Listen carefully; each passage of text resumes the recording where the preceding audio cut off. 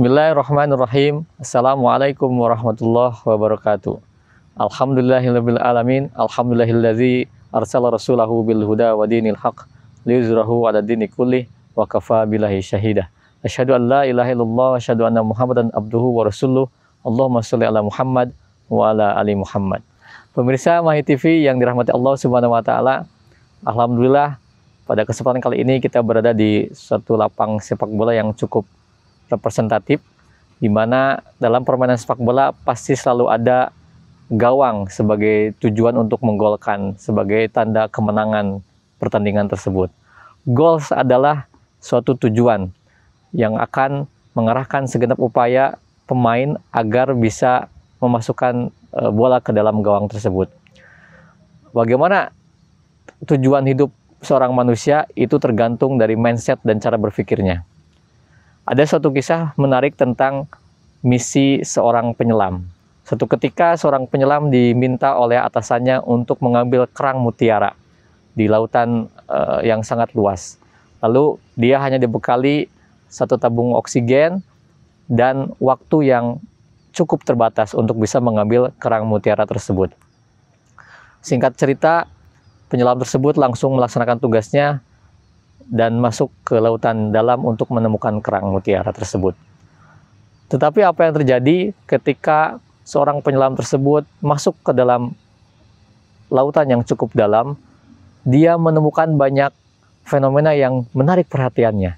Dari mulai melihat ikan-ikan kecil yang sangat indah, lalu ada karang-karang yang juga menarik hatinya. Semua pemandangan di dalam laut itu membuat dia mengalihkan kepada tujuan utamanya, yaitu untuk mengambil kerang mutiara. Apa yang terjadi? Ternyata dia pun tidak menyadari bahwasanya tabung oksigen yang dia miliki sudah semakin menipis. Bahkan waktu yang dia miliki pun semakin menipis. Padahal tujuan masuk ke dalam lautan itu adalah untuk mengambil kerang mutiara. Alhasil ada dua hasil yang bisa dia dapatkan. Pertama, dia bisa mati di dalam lautan dalam itu dengan sia-sia karena tidak mendapatkan tujuannya, atau dia bersegera untuk memanfaatkan sisa waktunya untuk mendapatkan kerang mutiara itu. Pemirsa Mahi TV yang budiman, kalau kita melihat fragmen cerita singkat itu, kita bisa menemukan bahwasanya pentingnya tujuan seorang manusia dalam menapaki hidupnya. Ketika ketidakjelasan tujuan itu menjadi kebimbangan, ya, ketika kita di dunia banyak sekali godaan-godaan yang memalingkan kita dari tujuan sebenar dari diutusnya seorang manusia ke alam bumi ini.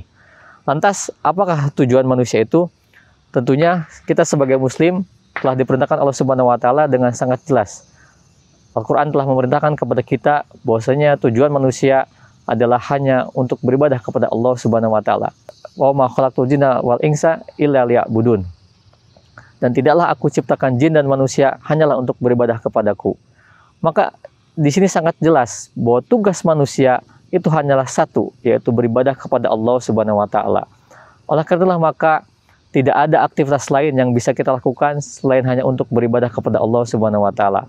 Maka ibadah dalam arti ini tidak diartikan dalam ibadah mahdhah semata, ibadah dalam arti yang sempit, tetapi ibadah dalam makna setiap aktivitas, setiap kegiatan yang kita niatkan untuk menggapai ridha Allah Subhanahu wa taala.